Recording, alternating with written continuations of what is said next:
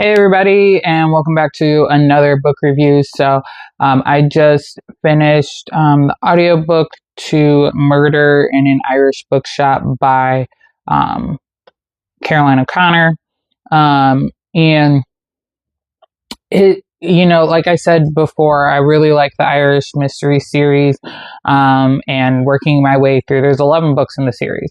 And so this is the 7th, in the series. And so, I just really like the through line, and it feels nice to always fall back into what's going on with Siobhan and her family.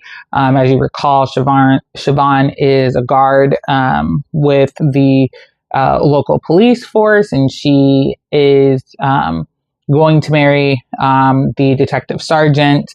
But she has all of her siblings, and so they're trying to figure life out and figure out when they're getting married and all the things. Of course, somebody gets murdered in the middle of it. In this case, it was 2 people, actually, and they didn't realize that they were connected until the end. This one, I figured out pretty quickly who the killer was. Just because of some things that were kind of dropped and hinted in the earlier part of the story. So that was a little different to kind of be caught up more on this one as I was reading. But overall, still a really good book. The thing that I will complain about in this book, and I don't necessarily fault the author, but it is odd. So they introduce a new character in this one, and a new guard to the station, Areta DeBerry. And she is from Nigeria. I think they said that she moved to Ireland when she was really, really little. But her family is from Nigeria. And so throughout the book, Siobhan's younger brother, who is kind of running the bistro that they own, he's kind of in charge of all the recipes and the cooking and everything. He talks a lot about how he hopes and he plans to get recipes from Areta that they might be able to add to their menu at the bistro, which is fine. But it was just kind of the way that it was discussed. I wasn't really a big fan of, especially because they kept kind of implying that she would just be willing to give up all of her stuff. And eventually she does say, I don't know how to cook certain Nigerian dishes. That's more my dad's thing. But perhaps, the next time my dad's in town, he can teach you or whatever. And then the author always puts recipes at the end of the book, which I really need to try, just because they sound so good. And so in this one, she puts a recipe for Irish stew. But then instead of putting the Nigerian recipe, she just says, you can go look for one because I've never made it. So I'm not going to tell you a recipe, which I liked. I liked that she wasn't yeah, this is the recipe and this is what you do.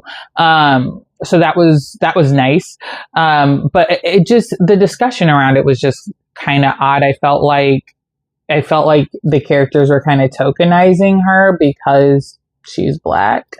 And it's never really been super clear if there are other people of color in the town. They say that there's a Chinese restaurant, so I would assume that there are some Chinese folks in town.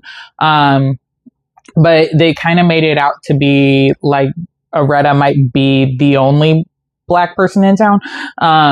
It kind of went kind of the tokenizing way, but not entirely. So it wasn't too weird. But it was just a little bit odd. So didn't love that. And I kind of hope that throughout the rest of the series, if they keep Areta as a character, I hope that the other books in the series just kind of leave it kind of loose. Real short review on this one. I'm giving it a 3 out of 5. again, really liking the series. It's just a nice kind of comfort series, and it's an easy one. This series, I have probably done more audiobook than actual read, because I really like the person that does the audiobook. For one, she's Irish, so a lot of the words sound nice, nice in her accent. One that threw me off though this time, they were talking about scones, and I know that a lot of people in England say scones instead of scones, and so she said scones, and I was like, oh yeah, Irish people say it correctly. Which I thought was kind of funny, because like I always hear British people talk about like how we say it wrong as Americans. I was like, but the Irish say it the same way. So so that was kind of cool. But yeah, I really need to try making some of these recipes. Like one of the big ones that they always talk about is brown bread. And there's a couple different recipes that she shared throughout the series of brown bread. And I just need to pick one and try one because it just sounds so good. And then the Irish stew, which is just beef stew with beer, you know. So I've definitely made plenty of beef stew. I love making beef stew. It's probably one of my favorites to make and to eat. But I might give a try with one that has a Guinness in it, especially because my husband does drink Guinness. So so we typically have it in the house. And I've used Guinness to make bread. So Guinness bread with Guinness-based Irish stew might be pretty good. I will say though that they were talking about some of the spices and things, and they only said salt and pepper, and I about died. I was like, oh, that's not enough. They didn't mention a bay leaf and I think some thyme, but I was like, anything else? Anything else you want to add to that? So yeah, there you have it. As always, thank you so much for watching. Like, comment, share, subscribe if you feel so inclined. Really enjoying it. I don't know if you guys have noticed, but I finally got a mic. Woo! My husband was telling me, he's like, I cannot hear your videos suddenly. What's going on? And I was like, I don't know. And I had been putting off getting any mic, because I thought about getting a stand mic. I thought about getting the hanging mic.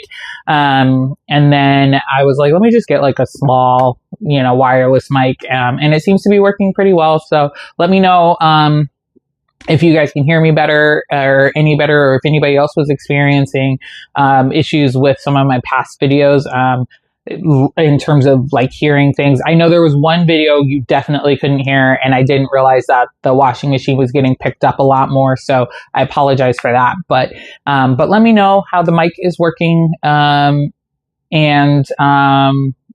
also don't forget to recommend books. We are back in school as of tomorrow, at least in terms of when this video comes out. I'm actually ahead in terms of recording, but when this video comes out, I will be back at school tomorrow. So pray for me. But in terms of when I'm recording, I'm actually heading out pretty shortly to hang out with some of my scholars and finishing up summer school with them. So I did not work summer school, but I've supported them during field trips during summer school. So that's where I'm heading right now. But I have a pretty decent pile in front of me of series and things that the kids are reading or have read. One of them I'm very, very much looking forward to reading, and so hopefully I'll get to that. But again, please continue to recommend books. My book list is getting very, very long, but I am trying to catch up. So really enjoying some of the suggestions. The Irish murder mysteries series. I don't even remember how I wound up on this one. I think I was just looking for murder mysteries because I've discovered that I really like British murder mysteries. And obviously Agatha Christie. I've read several of hers, but this the more modern I think is hitting me a little easier. So yeah, there you have it. Did I say recommend books? Yes, I did. So that's it. And I will see you guys in the next book review. Bye.